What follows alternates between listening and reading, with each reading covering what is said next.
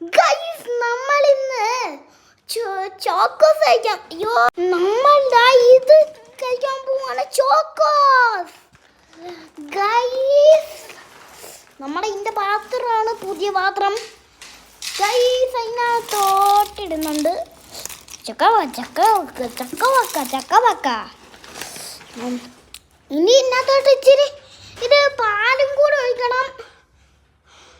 Guys അതിനകത്തോട്ട് പാൽ ഒഴിച്ചാൽ പോവാണ് മാളു.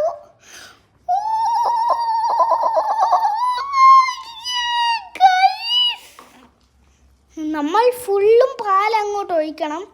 ഫുൾ പാലും ഒഴിച്ചെടുക്കണം. ഇതാ ഫുള്ള് ഒഴിച്ച് വരുന്നുണ്ട്.